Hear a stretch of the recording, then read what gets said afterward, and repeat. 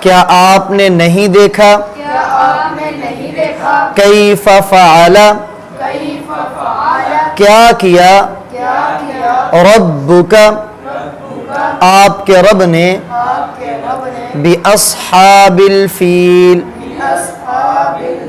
ہاتھی والوں کے ساتھ أَلَمْ يَجْعَلْ کیا نہیں کر دیا کیدہم ان کی چال کو فی تضلیل ضائع وَأَرْسَلَ اور بھیجے علیہم ان پر طیراً پرندے ابابیل غول در غول جھنڈ در جھنڈ مختلف ٹکڑوں میں ترمیہم جو ان پر پھینک رہے تھے بحجارت پتھر من سجیل پختہ مٹی کے فجعلہم پس کر دیا ان کو کعصف مأکول کھائے ہوئے بھوسے کی طرح علم حمزہ کا معنی ہے کیا لم ترى آپ نے نہیں دیکھا یعنی کیا آپ نے نہیں دیکھا اس کا مطلب ہے آپ نے دیکھا ہے یا اس کا ترجمہ یہ کرتے ہیں کیا آپ کو نہیں معلوم علم ترى کیا آپ کو کیونکہ رؤیت دیکھنا دو طرح کا ہوتا ہے ایک آنکھوں سے اسے کہتے ہیں دیکھنا ایک دل سے اسے کہتے ہیں جاننا تو دونوں ترجمے کر سکتے ہیں کہ آپ نے نہیں دیکھا کیا آپ کو نہیں معلوم کیف فعل کیف کیسا کیسے فعل کیا کیسا کیا یا کیا کیا ربک آپ کے رب نے بِأَصْحَابِ الْفِيلِ ہاتھی والوں کے ساتھ با کا معنی ساتھ اصحاب والے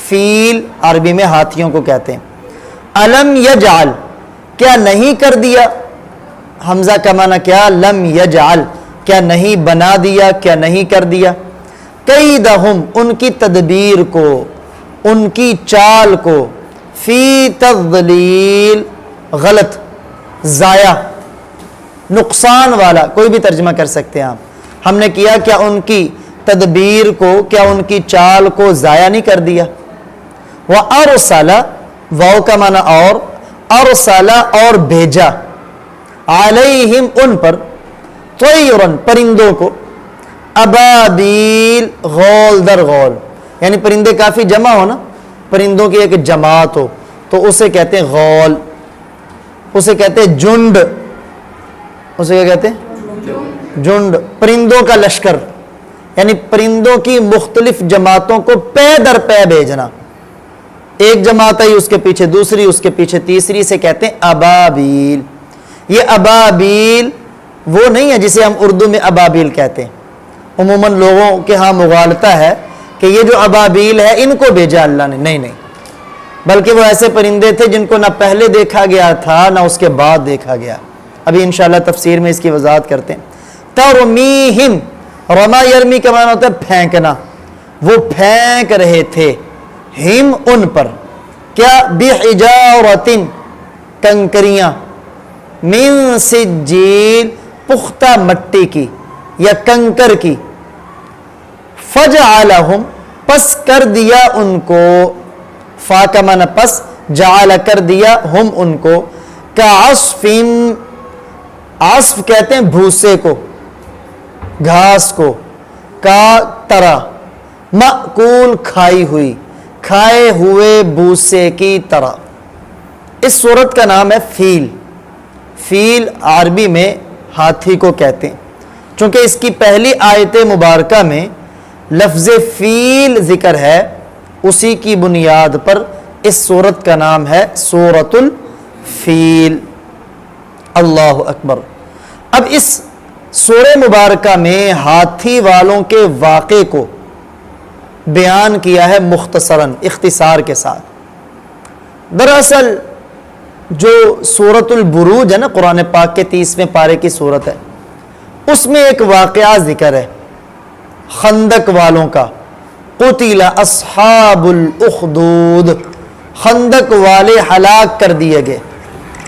وہ واقعہ کیا ہے؟ اس واقعے کو مختصراً آپ سمجھیں گے تو ہاتھی والوں کا واقعہ آپ کو سمجھ آئے گا۔ سچا واقعہ، قرآنی واقعہ، جس کو احادیث میں تفصیلاً بیان کیا گیا۔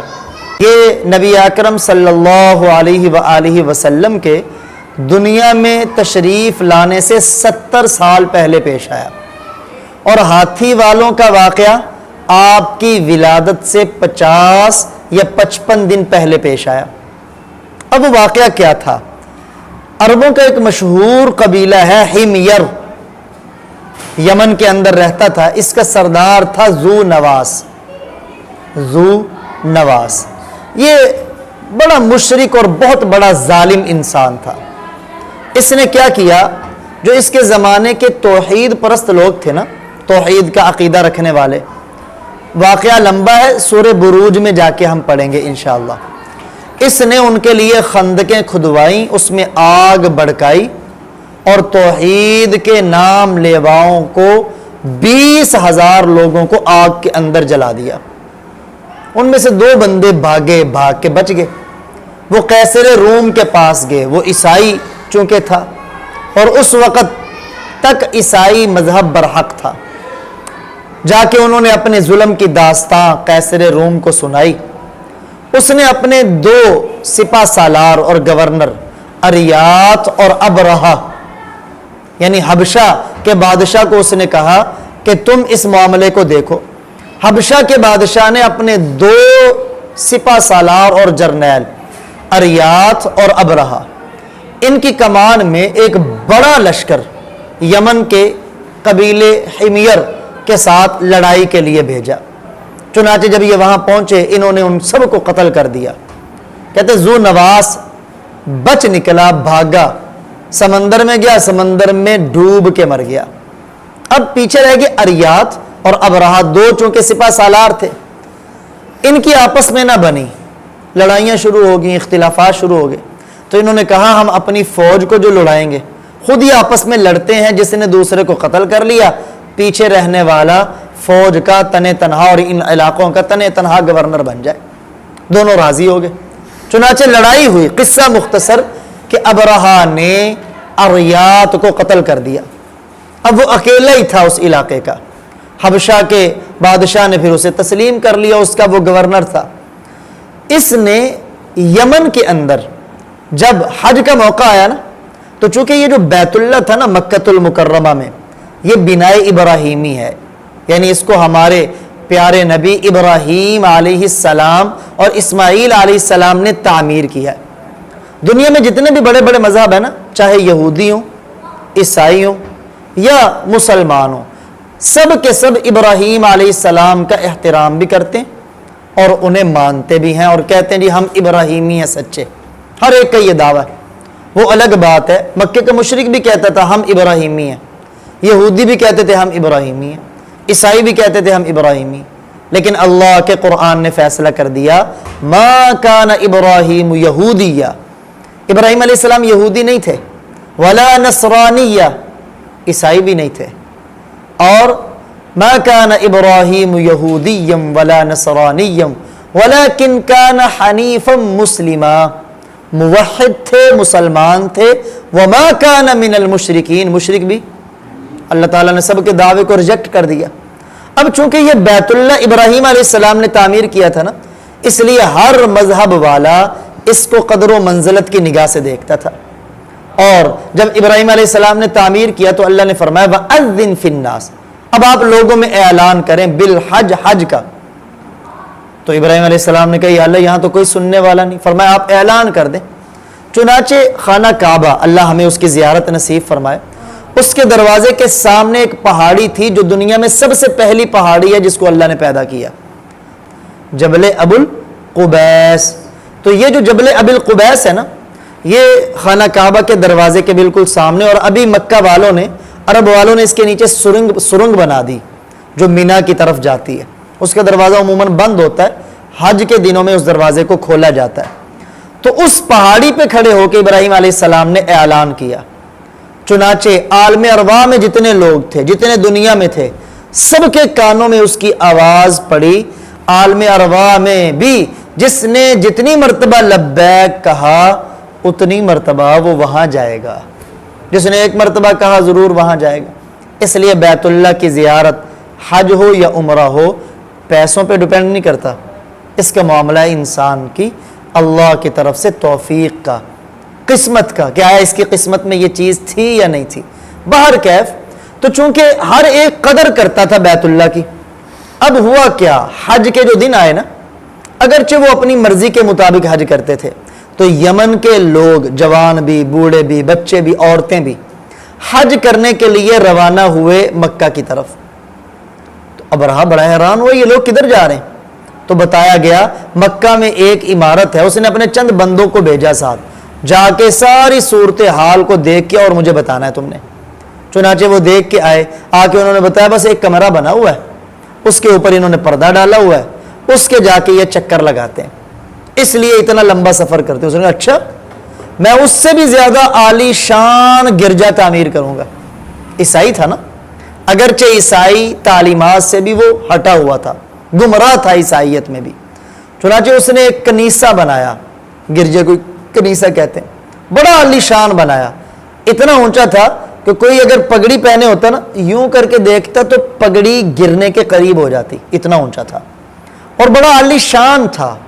بڑا نقش و نگار اس نے کیے، ہیرے لگوائے، بڑے بڑے قیمتی موتی لگائے، اور اعلان کر دیا اب کے بعد بیت اللہ طواف کرنے نہیں جانا، اسی کا طواف کرنا ہے، اس سے خوبصورت ہے۔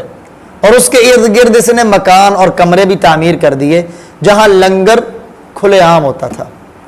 اب جو مذہب پہ پکے لوگ تھے نا، وہ اس کی باتوں میں نہیں آئے، وہ تو گئے، اور جو پیٹو لوگ تھے، پیٹو بھی ہوتے ہیں دنیا میں، جن کا سارا مذہب بھی پیٹ ہی ہوتا ہے، جہاں پیٹ بھرتا نظر آئے چاہے وہ ایمان کے خلاف ہے، عقیدے کے خلاف ہے، وہاں داخل ہو جاتے ہیں۔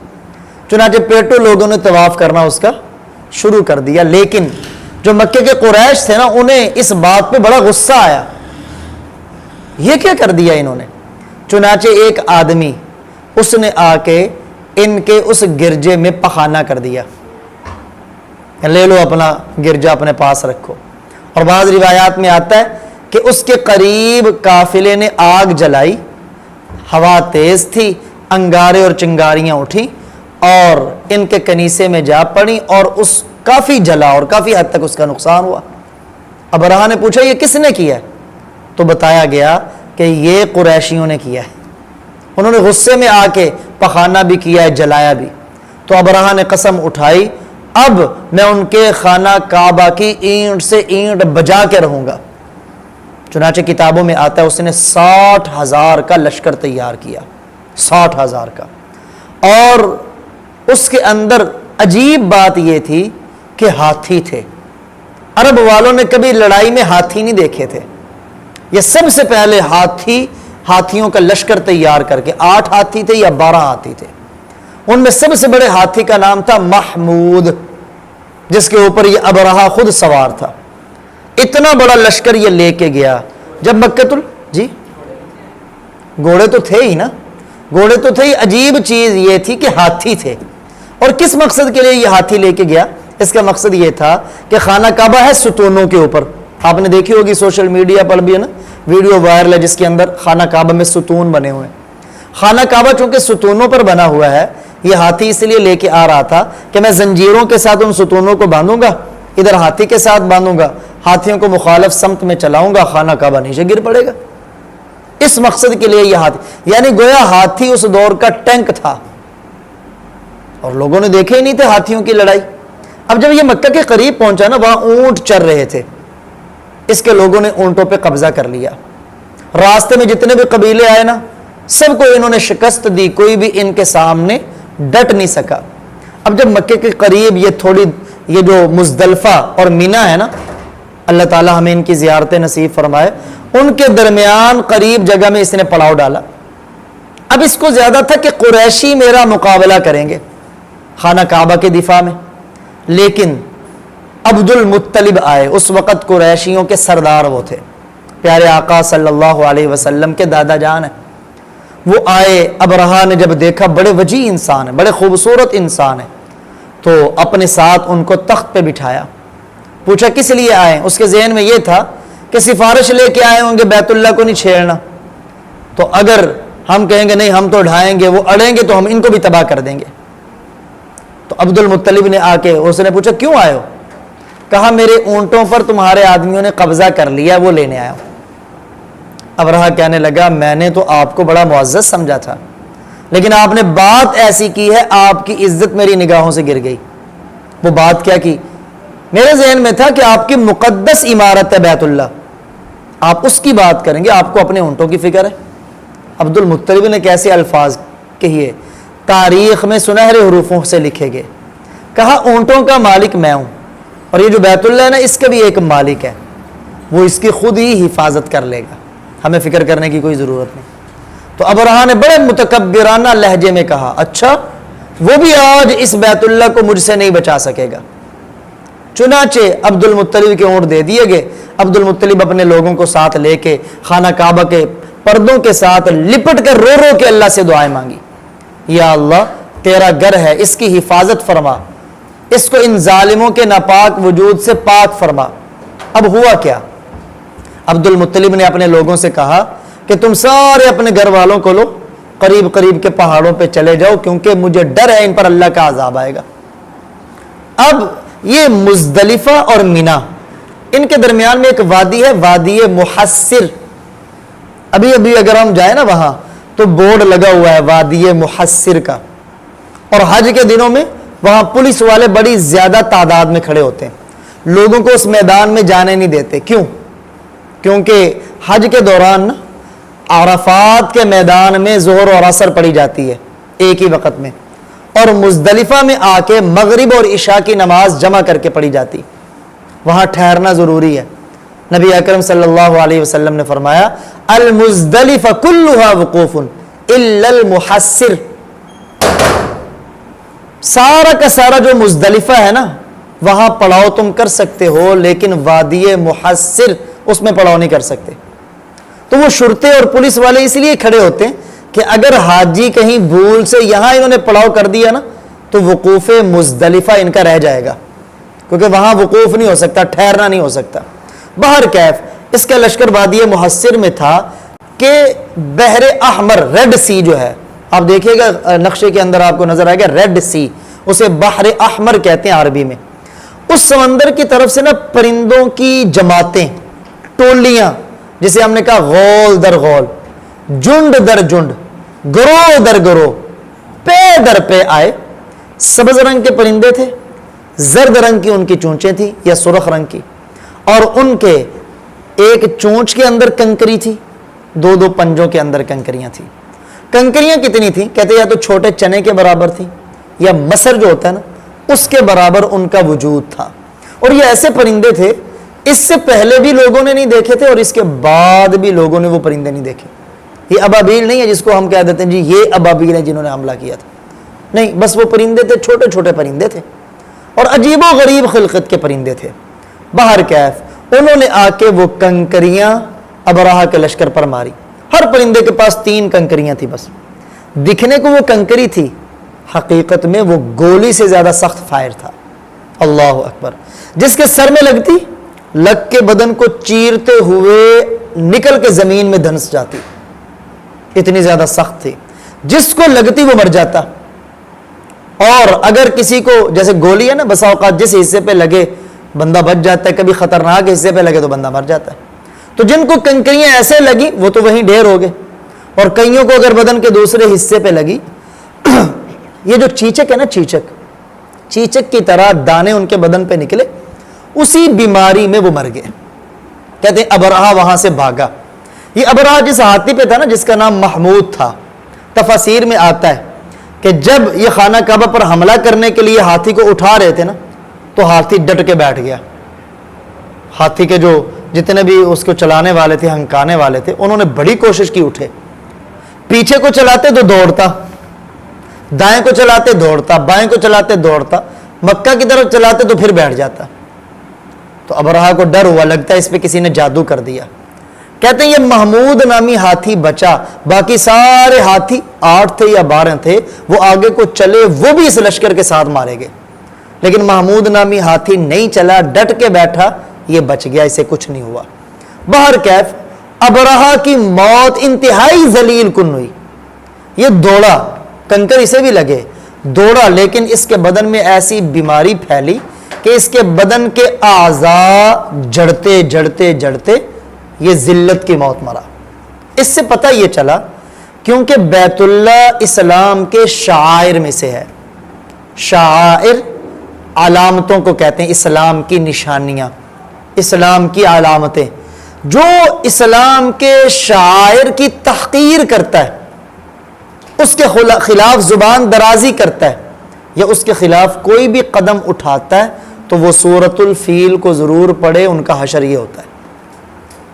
بعض لوگ اذان اسلام کے شاعر میں سے اس کا مذاق اڑا دیتے ہیں۔ داڑھی اگر کوئی نہیں رکھتا گناہگار ہے، کوئی داڑھی کا مذاق اڑائے کافر ہو جاتا ہے۔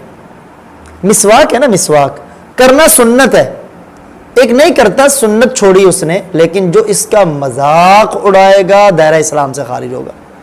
تو اسلام کے جو شاعر ہیں ان کی تحقیر، تذلیل، ان کے خلاف بغاوت کرنے والوں کا انجام دیکھنا ہو تو سورۃ الفیل دیکھ لو، ہاتھی والوں کے ساتھ کیا ہوا۔ اللہ اکبر کبیرہ۔ الم ترى، کیا آپ نے نہیں دیکھا یا کیا آپ کو نہیں معلوم؟ یہ جو لفظ ہے نا ترى، رؤیت، ایک ہے آنکھوں سے دیکھنا۔ یہ کیوں کہا گیا؟ اس کا خطاب ویسے تو آپ صلی اللہ علیہ وسلم کو اور آپ کے واسطے سے سب کو ہے۔ جیسے میں نے عرض کیا کہ اصحاب فیل کا واقعہ نبی اکرم صلی اللہ علیہ وسلم کی ولادت سے 50 یا 55 دن پہلے پیش آیا، جب یہ سورہ مبارکہ اتر رہی تھی نا، چونکہ یہ قرآن پاک کی 19ویں نمبر پر نازل ہونے والی صورت ہے۔ جب یہ صورت نازل ہوئی نا، اس وقت بھی بڑے لوگ ایسے تھے جنہوں نے ابرہہ کے لشکر کو تباہ و برباد ہونا اپنی آنکھوں سے دیکھا تھا، اور یہ خبر اتنی متواتر تھی عرب کے اندر، اتنی مشہور تھی، بچے بچے کو پتا تھا کہ ہاتھی والوں کے ساتھ یہ ہوا۔ 50 یا 55 دن پہلے کا، یعنی اتنا واقعہ مشہور تھا، چونکہ اسی کی وجہ سے تو قریش کی قدر و منزلت اور بڑھ گئی، اتنا مشہور تھا، بچے اور جو زیادہ چیز مشہور ہو نا، ایسے ہی ہوتا ہے جیسے دیکھی ہے بندے نے، اس لیے کہتا ہے کیا آپ نے نہیں دیکھا؟ یا ترا سے مراد یہاں رؤیت قلبی ہے، جیسے بعض تفاسیر میں یہ ترجمہ کیا گیا، تو اس کا ترجمہ ہوگا الم تعلم، کہ آپ کو نہیں معلوم۔ دوسرے لوگوں کو بھی خطاب ہے، کیف فعل، کیسے کیا یا کیا کیا آپ کے رب نے باصحاب الفیل، ہاتھی والوں کے ساتھ۔ یہاں کچھ لوگ نا جہالت کی بنیاد پر بعض عام سادہ سنی عوام کو گمراہ کرنے کی کوشش کرتے ہیں اصحاب کے لفظ سے، کہتے دیکھیں جی پیارے نبی کے صحابہ معاذ اللہ، نقل کفر نباشد، بعض صحابہ جنتی ہیں، بعض صحابہ جہنمی۔ دلیل کیا دیتے ہیں؟ جو قرآن کہتا ہے اصحاب الجنہ، اصحاب النار و اصحاب الجنہ، دوزخ اصحاب نار، اصحاب جنت۔ تو بھائی اصحاب جو ہے صاحب کی جمع ہے، والے کو کہتے ہیں، جیسے یہاں نا اصحاب الفیل، ہاتھی والے، تو وہاں دوزخ والوں کا ذکر ہے، وہ کوئی بھی ہو، جو کفر پہ مرا وہ دوزخ والا ہے، اور جنتی جو ایمان پہ جائے گا وہ اصحاب الجنہ ہے۔ باقی جو صحابی ہے، صحابی، اس کی جمع بھی اگرچہ اصحاب آتی، لیکن صحابی کہتے ہی اسے ہیں جس نے ایمان کی حالت میں آپ کا دیدار کیا ہو یا صحبت پائی ہو اور ایمان پر اسے موت آئی ہو، ایسا کوئی صحابی جہنمی نہیں ہے، سب کے سب جنتی ہیں، سب کے سب جنتی۔ الم یجعل کیدہم، کیا نہیں کر دیا ان کی چال کو، ان کی تدبیر کو، فی تضلیل، ضائع۔ الم یجعل کیدہم فی تضلیل، اور کیسے ضائع کیا؟ وَأَرْسَلَ عَلَيْهِمْ طَيْرًا أَبَابِيلَ، ان پر بھیجے پرندے، ابابیل، جھنڈ کے جھنڈ، غول کے غول، یعنی ابابیل کہتے ہیں کہ جماعتوں کی شکل میں پرندے آئے، پے در پے مسلسل آئے، آتے گئے، کنکریاں مارتے گئے ان پر. اور میں نے ذکر کر دیا کہ ان کا رنگ سبز رنگ کا تھا، چونچیں ان کی زرد رنگ کی تھیں. ہر ایک پرندے کے پاس 3 کنکریاں تھیں.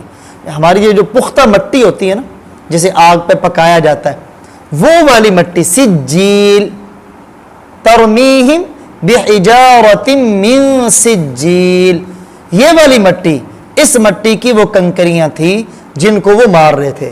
فجعلہم، پس کر دیا ان کو، کعصف مأکول، کھائے ہوئے بھوسے کی طرح. جیسے جانور جو ہے نا چارے کو کھاتے ہیں، گھاس کو، بعض کو تو کھاتے ہیں، بعض کو اپنے قدموں کے ساتھ رون ڈالتے ہیں. وہ جو روندہ ہوا ہوتا ہے نا، یہ ہے عصف مأکول. یہ کیا ہے؟ عصف مأکول. ایسے ہی ہاتھی والے لشکر کو یوں پرندوں کی کنکریوں نے روند ڈالا.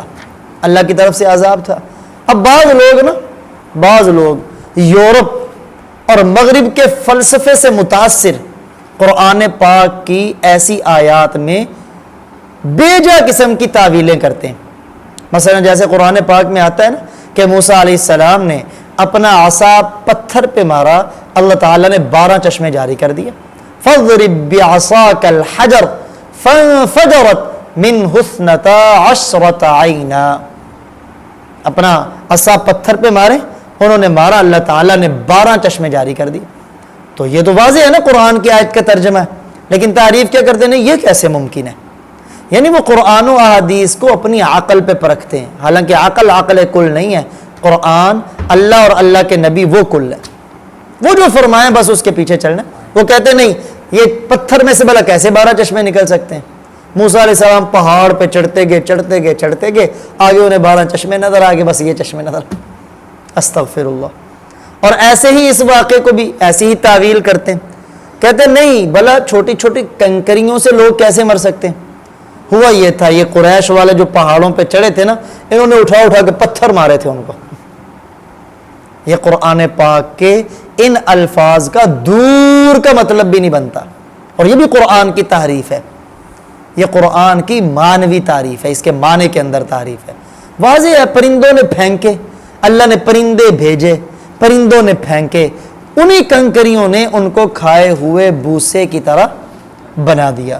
اللہ اکبر. یہ تو اللہ تعالیٰ کا معاملہ ہے نا. دیکھیں، دین کی حفاظت کے لیے اللہ کو بندوں کی ضرورت نہیں. اب دیکھیں نا، سارے بندے قریش والے پیچھے ہو گئے، نہیں جی ہم نہیں، اللہ خود حفاظت کر لے گا. اللہ نے حفاظت کر کے دکھائی نہیں. انسانوں کی ضرورت نہیں. بسا اوقات اللہ اپنے دین کی حفاظت کے لیے پرندوں سے بھی کام لے لیتا ہے. وہ تو اپنے دین کی حفاظت کے لیے فاسق فاجر لوگوں سے بھی کام لے لیتا ہے.